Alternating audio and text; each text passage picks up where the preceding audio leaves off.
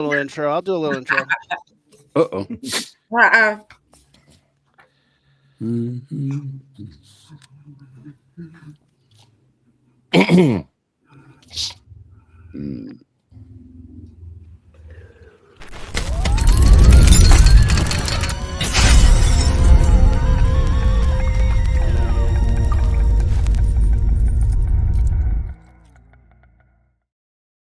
Oh boy, guys, it's Saturday. Hello. And you know what that means. It's the half hour of horror with me, Aaron McLean, and my co-host as usual. Oh, hey, it's Chase. What's happening, buddy? Hey, I'm doing good. I'm very excited about today. Got some awesome guests. It's our last episode of the year. Yeah. Aaron, that's a- tradition. It's a packed day as today, guys. Today, as usual, we read the horror short that I wrote a few years ago. I was just like, what happened if Freddy Krueger and Santa Claus had a face off? And I wrote this little short, and we've been reading it every year. And this year we have some incredible guests. First of all, Kelly Maroney, welcome back to the show. Thank you. Star of Scream Queen, star of Chopping Mall, Night of the Comet, and many others. We are so happy to have you here. Thank you. Happy to be here. And today, playing Santa Claus, we have Blake Fowler, who you may have seen him in Halloween Ends, as well as many others. October Sky, one of my favorite films, man. But That movie's We'll fantastic. talk about that. I'm so happy to have you here. But somebody to get killed by in a Michael Myers film. So happy that you joined us today. Yeah. Thank you for coming. Thank you. And Chris Carlson, friend of the show, often guest. Thank you for stepping in today. We really appreciate it. You got it. Oh, it's gonna be Lifelong really fun. dream here playing Freddy Krueger. Wow. Yeah. Who doesn't want to step into the claw, man? And Yeah. Chase, Welcome to prime time, bitch. Yeah, it's going to be happening. So we're going to dive in, guys. Chase, is there anything we need to do at the top of the show other than start reading this thing? My dad just commented, say hi to him and my dad and mom. So- Hey, Dad. Hey. How Good are job. ya? Mom. Oh, man. Hi, Mom. Don't yeah, worry, Mom. very, Hi, very Mom. excited. Very excited today. We got Kelly Maroney, got Chris, we got Blake Fowler, who actually got connected through your daughter. Met her at a met her at a screening of Yeah. Self-Help, which you starred in, and you were actually featured in Fangoria magazine Yeah, for being in yeah. Self-Help, which Yeah, how really cool was awesome. That? Yeah, that was fun. I Oh, have man. it. I have it's still in the sleeve. You know, it's one of those. Very, very Oh, cool. yeah. Yeah. Well, let's start the show. This is The Nightmare on Elm Street Before Christmas, aka Merry Christmas, Fred Krueger. Interior living room night. L35 sits curled up on the couch beside her daughter Mary, a storybook open across both their legs. The glow of the Christmas tree paints them in soft colors, but it can't fully hide the heaviness behind Elle's eyes. She leans in close to Mary, protective, grateful for every second, while Mary, buzzing with bedtime energy, hangs on every word as though the story is magic and made real. In the morning, you might find that you have nothing at all. Santa only brings presents to good children, I hear. Bad children beware, because Krampus is near. And he'll snarl and screech and give you a scare in hopes that you think twice before being naughty this year. Elle and Mary smile and snarl, making Krampus noises as they finish the story. She closes the book laughing. I've been good this year, right? I've been good this year, right? Oh, yeah. You sure have. Yes. No Krampus this year. Daddy loved that story, didn't he? He likes spooky stuff. Can we read another? You want to read one more? Oh, okay. Pick one up. Mary runs to the bookshelf and looks for a moment. Elle stares off into space, sadness on her face. A framed photo sits next to their couch, a snapshot from better days. Elle, her husband Greg, and little Mary pose together in front of the tree. Greg is dressed as Santa in the cheap red suit, slightly too big on him, the beard crooked, his eyes bright and laughing behind it. This is the first Christmas after Greg has passed. We miss you, Greg. She almost doesn't notice Mary run up with a book. I found one, Mommy.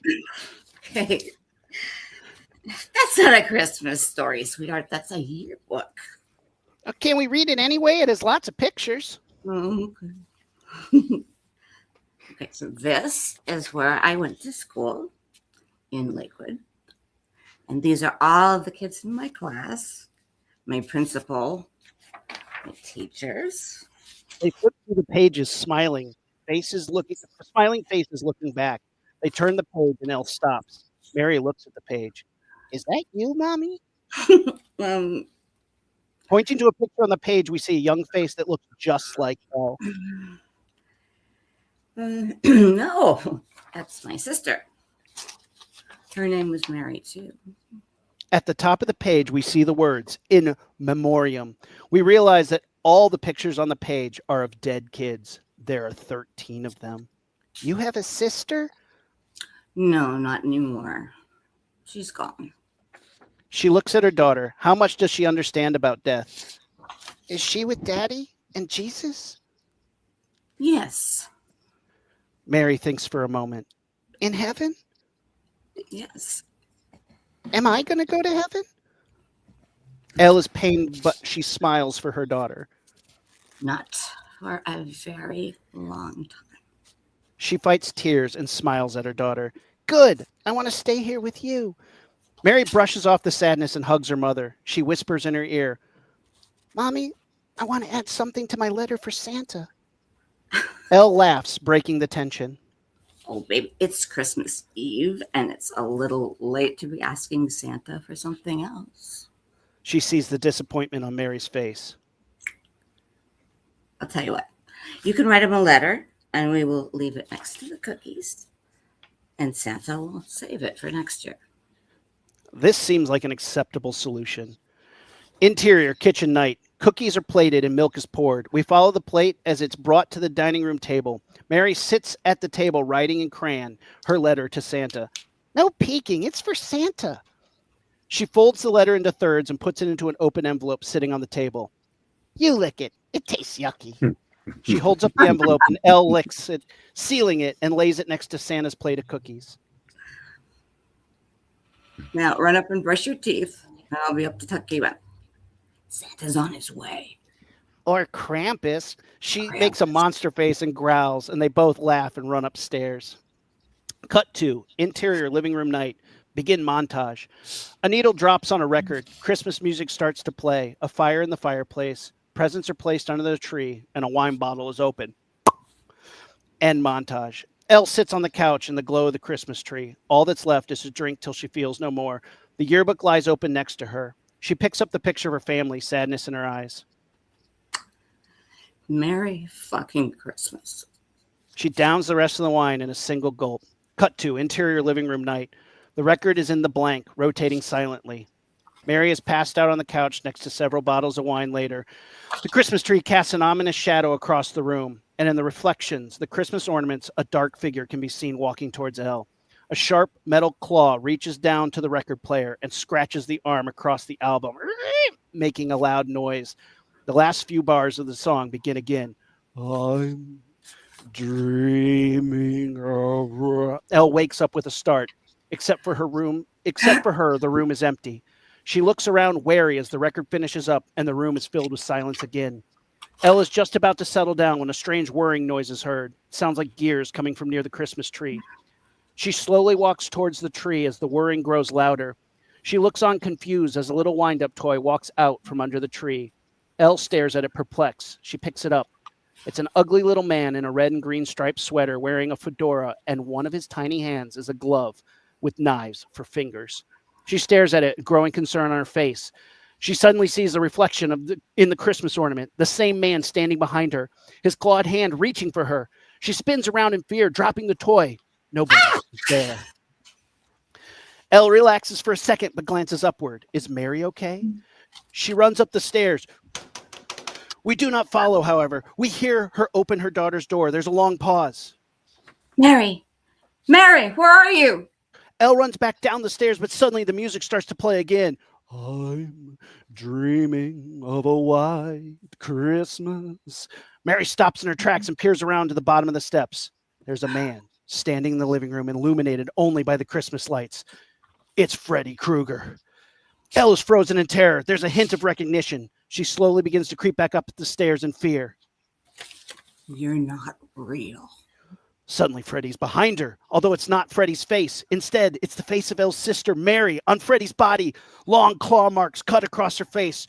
One of her eyes is missing. Mary opens her mouth, but only Freddy's voice comes out. Your sister believed in me.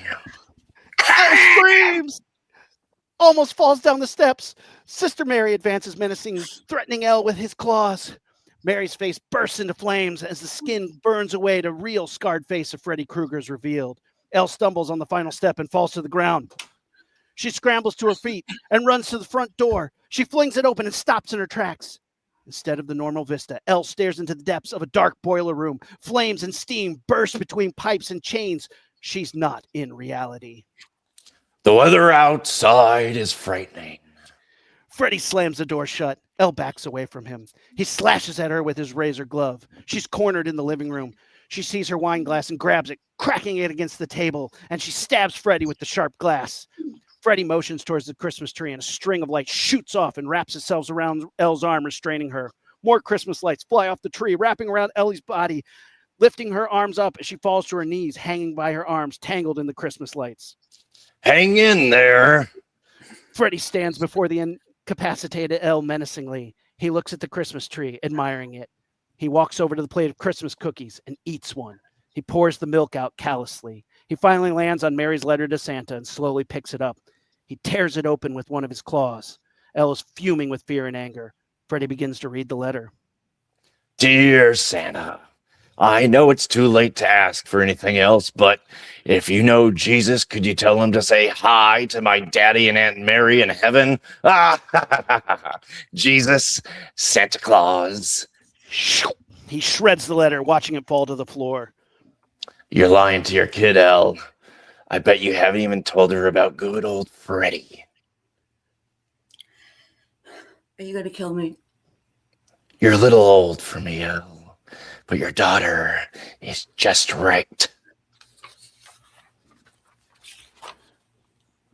What did you do to my daughter? Nothing yet. These are your dreams. I was able to get in because we have history. Elle looks at the yearbook on the couch. It opens on its own and flies to the page labeled janitorial staff. We see the picture of Fred Krueger before his burning. But I can introduce myself to Mary unless you bring her to me.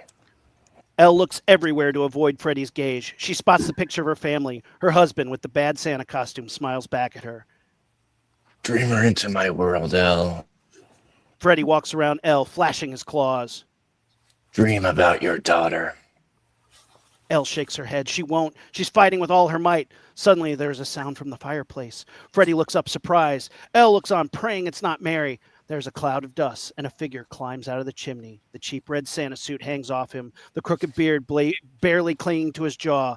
It's Greg, dressed exactly as he was in the photo, as Santa Claus. Greg? Yes, Virginia. I'm Santa. Even in the dream, Greg is fully committed to the bit. Freddy looks at Elle, surprised, delighted by the emotional torture he stumbled into. Looks like you have more than sugar plums dancing in your head. Step away from her, Frederick. You're coming with me. Freddy stands up and opens his arms. Santa, I asked for a bicycle back in '63 that didn't come. I just never got over that. Well, you were on the naughty list. Oh, yes, I've been very naughty. Oh, yeah.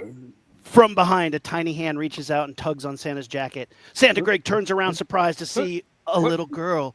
Her eyes slashed out of their sockets. Next to her, another little girl covered in blood. Reveal: Santa Greg is surrounded by dead children, victims of Freddy. Santa Greg is stunned. He turns around just as Freddy's claws sink into Santa's white beard. The children disappear. Ellie begins to scream. Freddy shoots her look. Christmas ribbon covers her mouth, muffling her. Santa Greg's cheap cotton beard slowly turns from white to red as blood seeps from his neck. Freddy rips his claws out, dropping Santa Greg to the floor. Merry fucking Christmas. Freddy turns to Elle as Santa Greg lies dying. Freddy removes his fedora and puts on Santa's blood-stained red hat. Now, bring your daughter to Freddy Claus. As Santa Greg lays on the ground with his last effort, he pulls a bell from his coat and throws it to the side. Freddy walks over and cuts the ribbon from Elle's mouth. Unseen by Freddy, the bell Santa threw begins to glow. Please don't hurt my daughter. The bell slowly opens up like a flower, and darkness pours out of it like smoke. Freddy's too busy taunting Elle to see. Hurt? Not yet. I just want to scare her half to death. The shape begins to grow in the darkness. We see horns emerge from the shadows. A hoof steps out, then a human foot. And when she goes back to school, she will have tales of the boogeyman to share with all her little friends. And that's when the fun starts. Mary will be last. Bring her here. Elle notices Krampus standing behind Freddy. This is a dark, skeletal, goat-like creature, one hoofed leg and one human leg, long fingers and large horns atop an animal skull for a face. A long tongue droops from the gnarled skull. Freddy catches her gaze and turns around. What the fuck? Krampus crashes into Freddy, driving him into the floor. A tangle of claws and horns and shredded fabric. The moment Freddy's focus breaks, the Christmas lights behind Elle snap loose, dropping her to the rug. She gasps, scrambling upright, eyes locked on the monstrous brawl, unfolding inches away. Freddy snarls and buries his knives into Krampus's flank, piercing deep. Krampus answers with a guttural roar and rakes Freddy's chest, ripping the sweater, exposing burnt flesh beneath. The two beasts grapple, locked in a hellish embrace. For a moment, they freeze, each straining for dominance. Freddy lifts his head and sees Elle standing over him, the yearbook clenched in her hands. You killed my sister! She swings with every ounce of her grief, smashing the heavy book into Freddy's face. Once, twice, again. Enraged, Freddy kicks Krampus aside and lunges at Elle, claws outstretched. Krampus roars and hooks his claws into Freddy's ribs, yanking him backwards midair. Freddy's body jerks, suspended. Krampus is in Krampus's grip. Krampus digs in deeper, muscles knotting as he pries Freddy's ribcage apart. Bones crack. A wet hiss escapes Freddy's throat as his charred, beating heart is revealed, pulsing in the open cavity. The room convulses. Lights strobe violently. Ornaments explode off the trees. Shelves rattle as the dreamscape begins to collapse around Freddy's weakening control. Elle seizes her moment. She darts to the Christmas tree and grabs the shining star from its peak. She whirls just as Freddy rips one arm free and slashes, blades catching her shirt, tearing it open, missing flesh by inches. Elle meets his eyes. No fear left, only fury. The record player suddenly scratches to life, playing the warped final refrain. I'll be home for Christmas, if only in my dreams. Freddy clamps her wrist with his remaining hand, drags her in, face twisted in a grotesque grin. With her free hand, Elle drives the star straight into his heart. For a beat, Freddy only smiles. Then fire erupts, blasting outwards from Freddy's chest, engulfing only him. Freddy screams Ah. as he burns from the inside out, disintegrating into glowing ash. If only in my dreams. The last note hangs in the air as the flames dissipate. Krampus stands amid the smoke, smoldering, spectral, unharmed. Elle stares at him wearily. She picks up the star from the ground, puts it back on the tree, and steps back to admire it. Krampus. Thanks. You need to go now. You're creepy as hell. Obediently, Krampus dissolves into smoke and goes back inside the bell. Elle thinks for a moment. This is her dream, isn't it? Oh.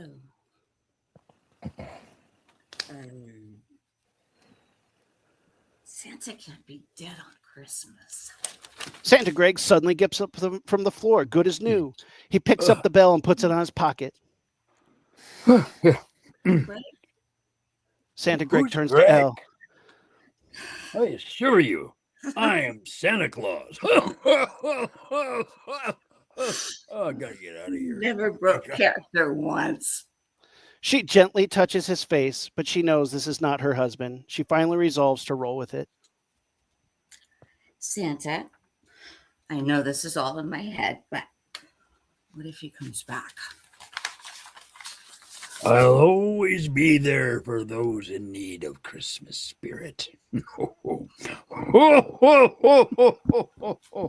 Elle picks up the Santa hat from the floor and gently places it on Santa's head. With that, she gives him a gentle kiss. Elle puts her finger to his lips, shushing him. Don't run. Santa lifts his sack over his shoulder and heads to the fire. For a brief moment, we see Greg through the facade.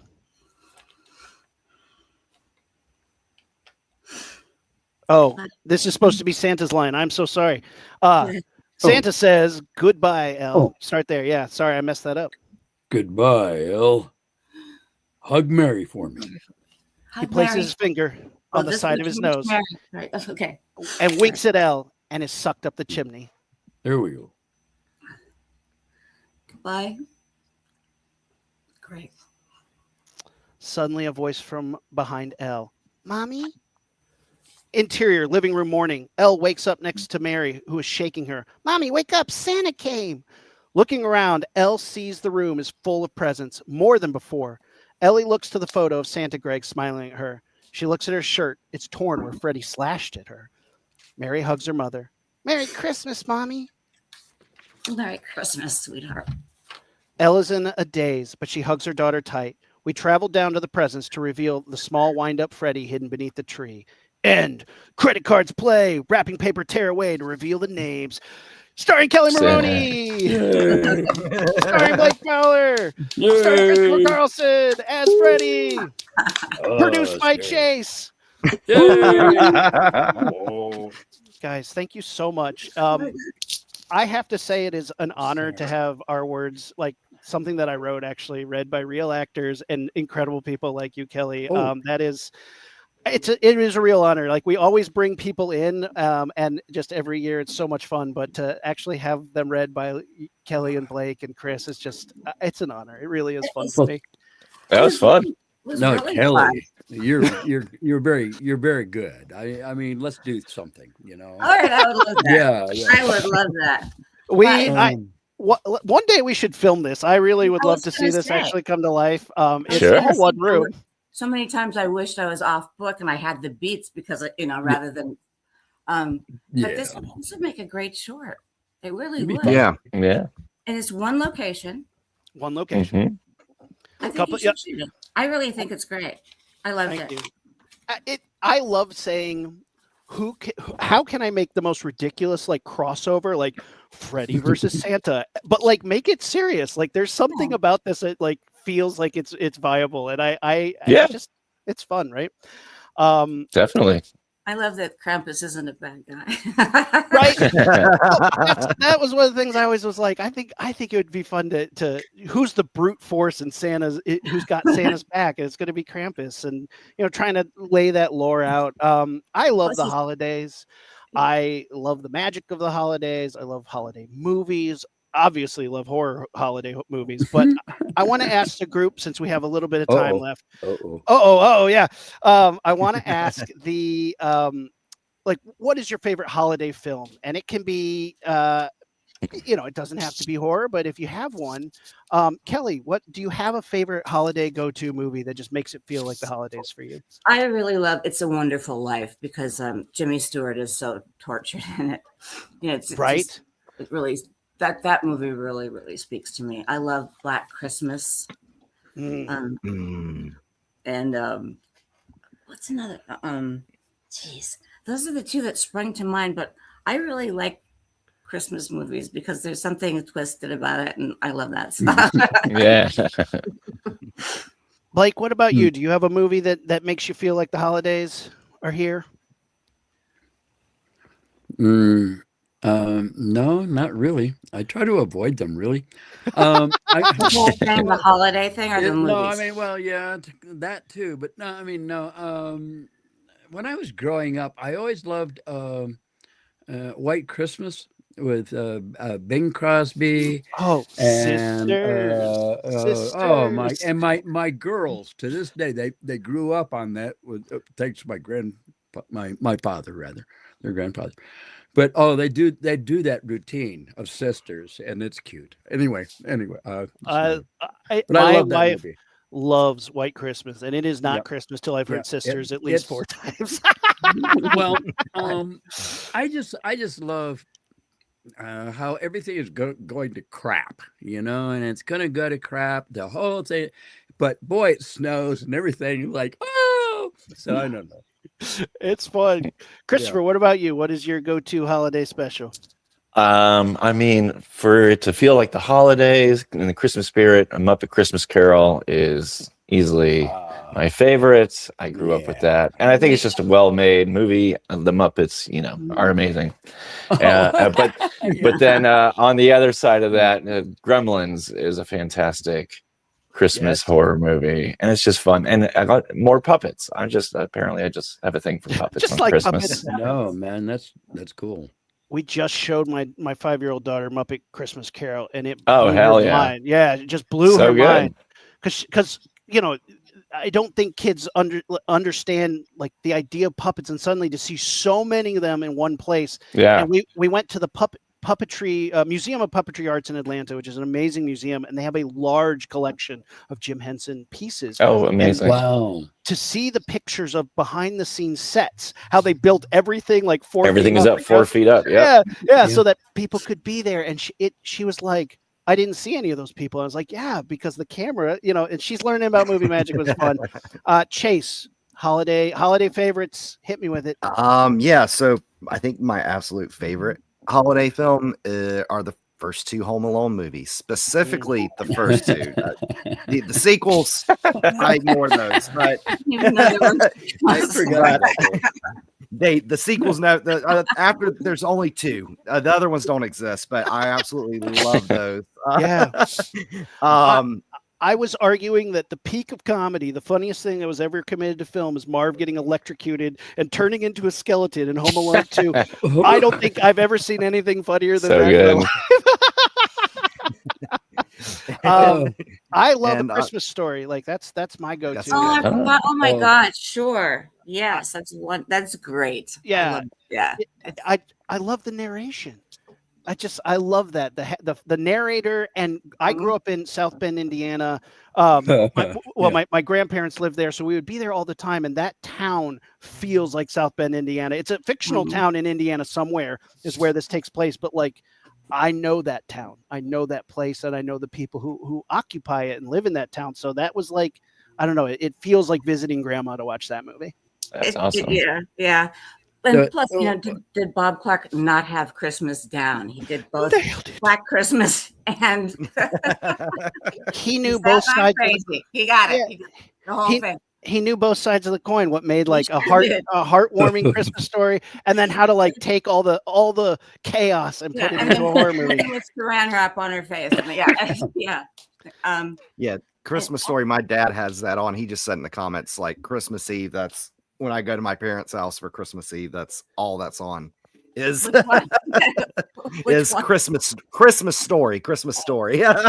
My kids demand we watch Elf every Christmas Eve. I There you mean, go. Elf's good. Elf's really Make the fun, commitment on that guy. I mean, come on.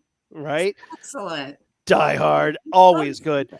I don't care what anybody says. Anybody who says Die Hard isn't a Christmas usually just wants to fight me. That's all. Oh, you're too big. It wasn't. Bruce Willis said it wasn't, but I think he was just trying to please the writer. He also, I think, was in the Doesn't like throes of Well, dementia. I never saw it as a Christmas movie, but I saw it as a movie. When it came out, it was Christmas time, and it was yes, there was snow, all that good, but I never saw it as a Christmas movie. But hey, it's my wife likes it every Christmas, so there it is. We play. We love watching. I love watching both first 2 Die Hard films. Another one that is like, I don't know why it's not necessarily a Christmas movie whatsoever, but it's one that I like to watch at Christmas time. That's the first Addams Family film. It does open with carolers Oh. getting oil dumped on them, but That's right. I love the family, the Very Christian. family coming together for it. That movie's great. So Oh, yeah. Um, it Another is. one that I think a lot of people wouldn't consider a Christmas movie, Batman Returns. Tim Oh, Burton's yeah. Batman Returns. Yeah. Michael Keaton and Yeah. Danny DeVito as the Penguin, Michelle Pfeiffer as Catwoman. That's- Set on Yeah. Christmas. That's right. Amazing. I mean, Catwoman is just incredible. What a She's delightfully campy role, but she crushes it. And I know she tells Michelle Pfeiffer often tells stories about the torture it was to get in and out of that suit. And you can tell. I could tell just looking at it. I was like, oh, that's a nightmare right there. But she plays through it so well. And I think sometimes, as actors, sometimes the hardship that you face on set is something that you can use through your Oh yeah, performance. all of it. well, all right, just you say that, but Danny DeVito, man, and his The having to makeup. get into his Yeah. makeup. Another incredible performance because Danny Oh, yeah. DeVito, I think people just see him as Frank from Always Sunny, which is just him being a ridiculous goofball. Started and having a good time. blasting. Yeah.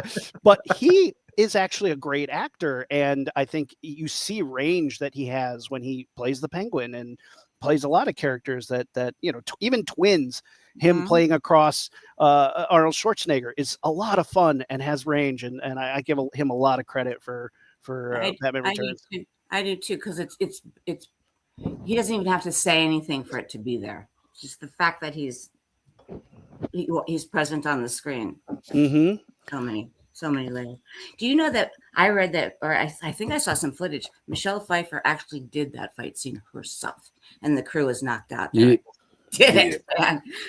And she learned how to use the whip too. Like the Yeah. shot of her knocking off the mannequin heads, she did that. Well, Practically. being put in that suit every day, it gives you the impetus to look like when I. Yeah. Anybody you? messes with me. Anybody messes with her, they get the whip.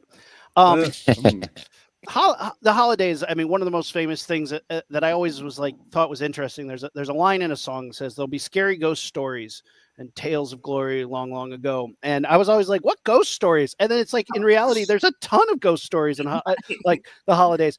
A Christmas Carol is a ghost story, and Yeah. as you mentioned, the Muppet one is one of the best versions of it, but it is one of the most remade movies of all Yeah. time. Scrooged. Scrooge. Well, that's what I'm trying to get to. Yeah. Oh And yeah, yeah. And Yeah. we're getting Well- ready to get a new version directed by Ty West, of course, director. Oh, of really? director of the X trilogy and starring That would Johnny be Depp. fun. Okay. But I guess Christmas does kind of bring up ghosts for everybody on some level. Yeah. Ooh, All of yeah. Yeah, that's true. And so to use it in the story like that is really pretty smart. That's What yeah. about Night Before Christmas? I mean, I love Nightmare. Here's a ghost story for you. Yeah, I love Nightmare Before Christmas. It's so funny because it's like that was one of my early intros Nightmare. into horror. Yeah, and Mhm. getting to see it in theater as a young kid and being like, look at all these non-specific monsters, because up until that point, it'd been Frankenstein, the Wolfman, the Mummy. It was all the Universal properties, and to see Tim Burton put all these other monsters on screen just it ignited my creativity of what monsters could be. That's And how to, cool. it was so cool. I love that movie. Yeah. Stop motion. Yummy. Rankin and Bass, that Rudolph the Red-Nosed Reindeer. Yeah, that is. Yeah. Such a classic. I was thinking of other versions of the Christmas Carol, and there was one that came out a few years ago that I recommend to everybody. It was Guy Pearce's version of A Christmas Carol, where he plays Scrooge, and it was done very differently. Scrooge was a villain, and he's always been a bad guy, but Guy Pearce played him real bad, and it was Yeah, it's only a few Really years ago. yeah, really good, right? Mm-hmm. Scary. But yeah, he's the most evil I think I've ever seen Yeah. Scrooge be, and Wow. really showing the capitalism side of it. Because when the ghost takes him around to show him different things, like he's like, you invested in this mine, and there was a mine collapse, and all these kids are trapped in there, and it's like, whoa, movie, I wasn't ready Yeah. for this, and they're like, yeah, like some real S.E. Hinton the jungle stuff, where you're just like, oh, that's really scary, but like they made it a horror movie. It was really, and he acted the hell out of it. It was really good. Because most people just he's crabby and he's crotchety and he's miserable and all that stuff, but Guy Pearce was kind of digging it. Yeah. Well, and it really is like, There's something wrong with it. one of the most interesting things about that story is Scrooge isn't doing anything illegal. He's doing No. it. He's doing everything that we have allowed with money. Yeah. And, Yeah. and the It's like idea Michael that Douglas and yeah, great. greed is good, right? Yeah. Oh man. So that, yeah, I always that's one of my favorite stories. I love that stuff. Yeah. It's in. I mean, if you look around, I've got some friends up in Hartford, Connecticut. Yeah. Just speaking of self-help back in the day. Anyway, but they there's some. I mean, it is every theater all over the country is doing a Christmas Carol, which I think is really tough. And Dickens would freak out. I mean, it's not exactly. It was not exactly his favorite story, nor did it was a sort of one of those quick for the magazine kind of thing. Right. Interesting. I need money. So Yeah. it's funny. No, it's made a lot of people a lot of money. So I don't think it made him much. I'd have to look at his catalog to see what else Dickens did to try and imagine what his favorite is. Yeah, I wonder. I wonder what it was. Did it say what his actual favorite was? Oh no, I don't think so. It was mostly about Christmas Carol and how it was just a push to get it into the magazine, because he needed money. Mm-hmm. I mean, That's you know, awesome. right? Right? Get money. Act. Get money. And, Yeah. And The Gift of the Magi, but they've never. I don't. They might have done a full. That's a good one. It's a really good one. But it's such a short story kind of thing. Yeah, but boy, they've made that into film too. It is a classic parable. The one that sticks in my head again, because I have a 5-year-old and all I watch is children's stuff, is the Sesame Street did a Gift of the Magi where Bert and Ernie trade bottle cap collections and rubber duckies, and it's beautiful, but it is hilarious because I'm like, oh yeah, that's the Gift of the Magi with Muppets. It says here Dickens said his favorite book that he wrote was David Copperfield. Which, sure. That's a good one. It makes sense. Yeah. There's no ghosts in it. Yeah, exactly. I just thought of O. Henry because of I Need Money from Charles Dickens. You're right. Didn't he actually get arrested on purpose so they'd have 3 hots in a cot so he could write? I've heard that. Yeah, I've heard that too. And he's even got one of his characters in the short story trying to get arrested on, I think, Christmas Eve. Oh, Henry? Mm-hmm. I mean, some holiday or something. This guy's trying to get arrested. He's buried nearby. Is he? Yeah. Yes. Oh, what a legend. So another thing, speaking of Christmas movies, recently this weekend, actually, a new one just dropped. It is the latest rendition of Silent Night, Deadly Night. And Chase, you went and saw it last night. No spoilers. I did. Yes, I did. So I went and saw it Thursday night. Of course, go back if you want to go back to our previous episodes on X or YouTube. We got to interview. We had the honor of interviewing Martin from Blitz Berlin, who composed the music, and we got to interview the writer-director Mike P. Nelson. So I absolutely loved it. If you go to an AMC theater, everybody, get yourself a popcorn tin. That's great. That's awesome. And that's fun. Open it. Punish.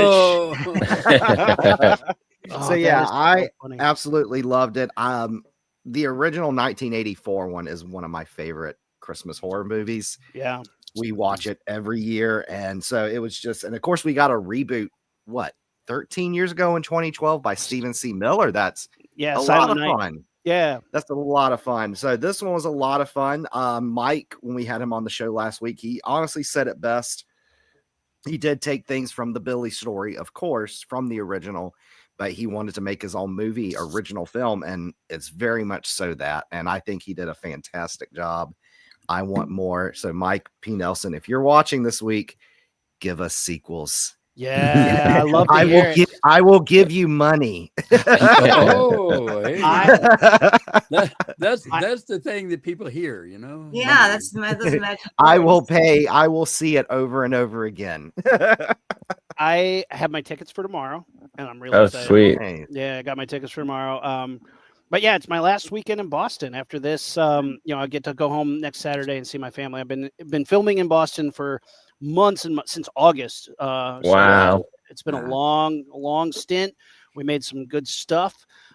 Last night we were filming a scene and they had all these, it was like a Christmas tree lot. And afterwards they're like, we're giving away the Christmas trees. Who wants one? And I Sweet. was like, Yeah. should I Wow. put a Christmas tree in my hotel room? Just Oh, to have a tree. So then when I leave, they're like, sir, there's Dude. this whole ass tree in your room. The Yes, stuff you get now from it's set yours. is always amazing. Yep, I know, right? Yeah. I've Merry taken a Christmas, Christmas tree your home from tree. set before. Yes. It was Ah, great. Aaron, do with hey, it. Aaron, Right? excuse me for 1 second. I got to break up a cat fight. Oh, I'll cat be right- fight. Meow. Oh, hey. What did you say, Can we Kelly? I'm watch sorry. I or cut you off. something? I mean, Um, cat fight? So I think I just said, well, what are they going to do with it? Probably throw it out. Yeah, that's how they exactly. do. Yeah, Yeah. So I mean, that's the case for so much stuff on set. I Yeah, know, they're and like take it there's home. always the one or two things that if you take it, they're going to have you shot. But you know, Oh, yeah. I mean, they've given you so many things, but then there's always that one or two thing that's like they take it away from you right after. oh. And it's like no, it's going back. On our set, it's the Negan bat. If that See? that is in a lock case. It is under lock and key at Wow. all times. So yeah, you Yeah. don't even look at it. But yeah, we are it is such an amazing thing to be able to do what we do, and it's it really is a treat to be able to play make believe and work in the movies and do this magical thing. And it has been a tough year for our industry, and so Yeah. I'm just grateful to all the actors and the crew who are banding together in these tough times and really getting each other's backs. We really see what a family this industry becomes when we work in it, and the people who support us, like Chase, who still go to the movies religiously. And I have to say Thank you. thank you to everybody, and that's Yeah, it's so Well- important. People actually go to the theater and thank you. yeah, right. Yeah, get a ticket, guys. Go on an afternoon. It's just Yeah. funny to see people like just we're trying to figure it out, and everybody's taking their long held, I'm going to die on this hill opinion, and going, well, maybe that's not the case anymore, and how can we all fix this together? Yeah. And it's really, I mean, watching it crumble and then rise back to whatever it's going to be is really amazing. Yeah. Well, I thank Chase for going to the theater because I'm here because he went to the theater. So, I mean, Right. Right. Yeah. That was really cool. Just going to the theater to see Self Help. Actually, speaking of Cineverse, where we just talked about Silent Night, Deadly Uh-oh. Night, Self Help, a Cineverse film done by the same company. So it was just really cool to just go in there and then just strike up a conversation with your daughter, Blake. And she was just kind of like, so what was your interest in it? And I was like, well, I made connections with the directors, the Bloomquist brothers, through social media. So and then she was like, my dad's in this. So Wow. yeah, it was kind of cool. Yeah, she got on me right away. It's like, you need to do this. I'm going, That's neat. Oh my So- gosh, like just plucked him from the screen, huh? yeah. Yeah. And, well, yeah. No, it was fun. Like Yeah, I no, that's don't- great. I don't do this kind of thing. So, well, not really. I mean, It's not fun. since Halloween. Yeah. And they were they were not in the United States, so it was easy. It was like, Oh. okay, I'll be happy because they ain't gonna be around here anywhere. So yeah. It's so fun. I love what we do, and I love the magic that we make. And I hope that more Christmas movies, more Christmas horror movies, please. And who knows, maybe I plan to just do this every year. This is like one of my favorite episodes we get to do because it is fun. It is fun. I want to do it again because by then I'll know it by heart. No, I think you should shoot it too. But reading it, it's a good tradition. Oh, you know what? People are going to kill me if I don't say. And Night of the Comet's a Christmas movie, and Jeffrey. Oh, yeah, that's right. Mostly because he goes, "What? You don't believe in Santa?" No. Except for it's Jeffrey. It's not one of us. It's amazing, and that I love him so much. So good. It's always hard to tell it's Christmas in anything that's LA. Like that's why Die Hard is so funny because it's like it's Christmas. It just never without the snow, it was always hard to get in the Christmas spirit. But if you go to you go to what's the big mall that does all the Christmas lights with the fountain and then they make it snow. Oh, the one in Minnesota. Oh, the Grove. The Grove, yeah. Once you go to the Grove, LA. it Sounds amazing. feels like Christmas. The Americana in Glendale. Oh yeah. Those would always get me in the Christmas mood in LA. We'd Me too. yeah, right. And we'd put some lights on our fern and be like, yeah. and also all the people that work on the sets and all the designers and everything kind of all live in the same general neighborhood. And their houses are tricked out in Halloween and Christmas like there's no tomorrow. Yeah, in Burbank, it's pretty wild. It's beautiful. We have a 12-foot skeleton in our neighborhood that they put it up at Halloween. And then when Christmas rolls around, they paint it green and put a Santa suit on it, and he turns into the Grinch. And then, and then come March, they put him in a leprechaun outfit with a bag of gold and a big red beard, and they just paint the Santa beard orange. And then they at 4th of July, they put an Uncle Sam hat on him. And this year-round skeleton. Year-round awesome. 12-foot skeleton. Yeah. Right. Our neighbor, our HOA hates it, which just makes me love it. Yeah.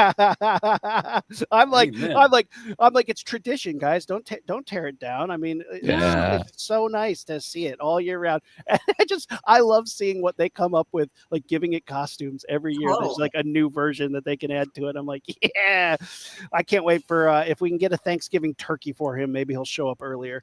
Is he going to have a diaper on for New Year's or? See, there we go. That we could do there's this. so many. He could be an old man, and then on New Year's Day they could have him as a baby.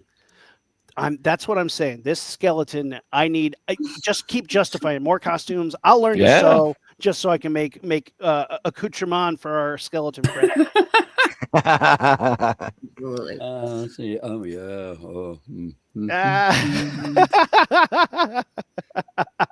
Well, guys, I'm going to let everybody go around and give, what are you guys working on? Where can people follow you? Is there anything you want to plug?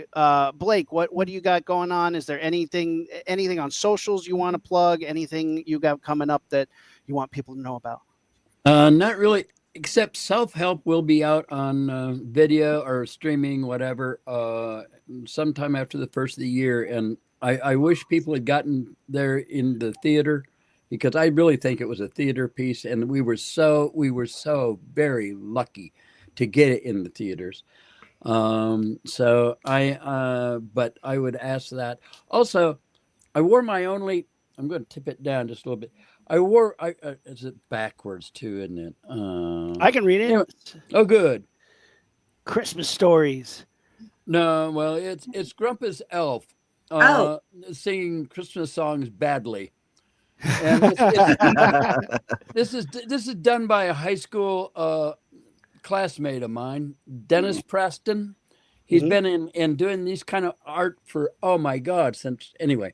But he'll be excited that and just check him out. He's fun. I mean, a lot of creepy stuff. Oh, I love it. What's that name one more time? What's his name? Dennis Preston. And he has a Dennis Preston Like My Stuff, I think, is one of his.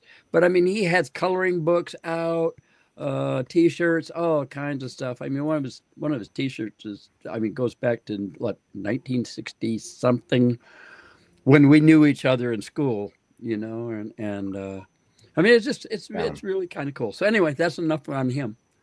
Amazing. Chris, what do you got going on?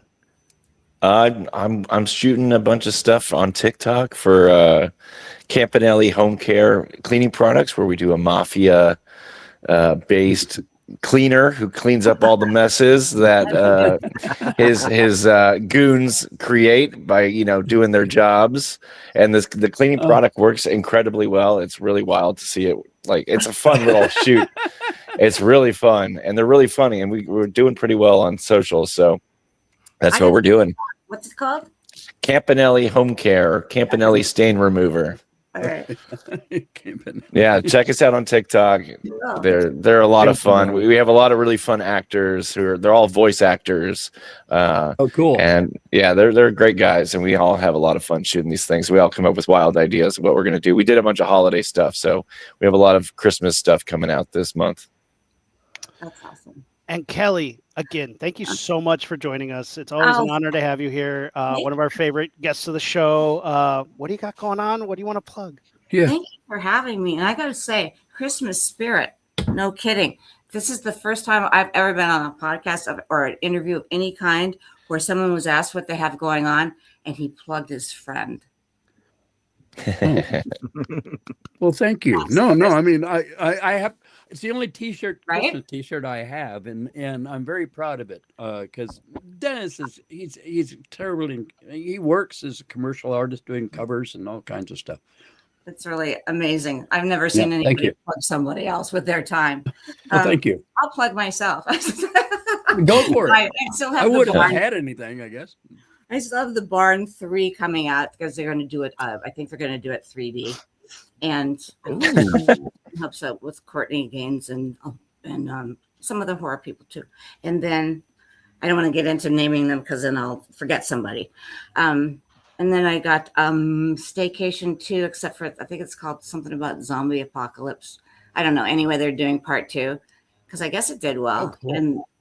And something called All for Tomorrow, which is a pet project of a director. And do I have anything else coming on?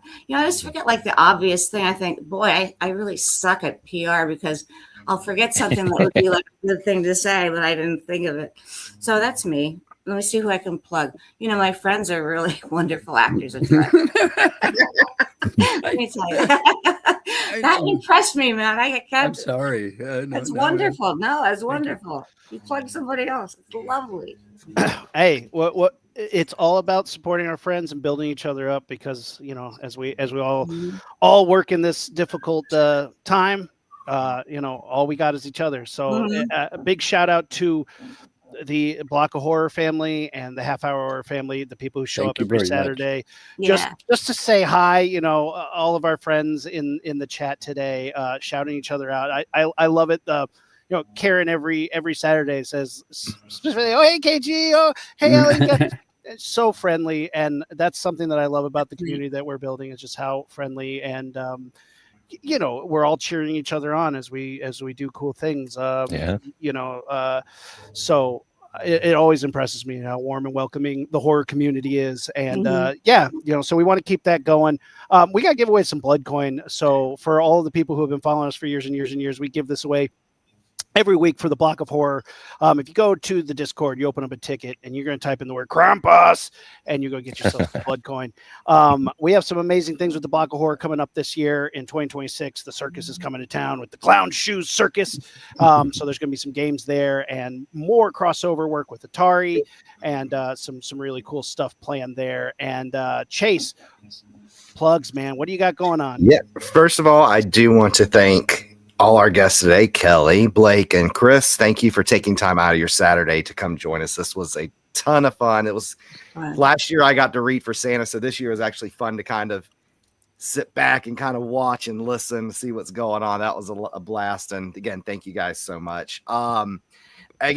See me here every Saturday with Aaron on Half Hour of Horror, except for next couple weeks because we're going to be off for the holidays. And I just want to say this has been, I think, my second year as co-host. Full year, second full year, or as I like to say, the Andy Richter to your Conan O'Brien. And it has just been really a pleasure, like this past couple of years, just seeing the show grow. Where we started out, when I started, it was a live audio on X Spaces. Oh wow. And now we're on live stream every week. We're on 3 different platforms, getting to talk with actors and people in the industry like Blake, Kelly, and Chris, and like last week. And we got a lot of awesome stuff for you guys planned for Half Hour Horn next year. Very exciting.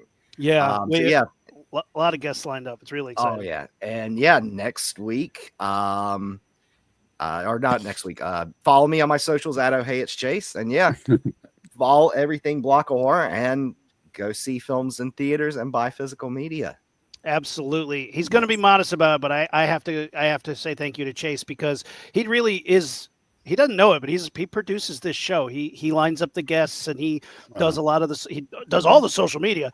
So and all I have to do is show up and say funny things. So I really appreciate that.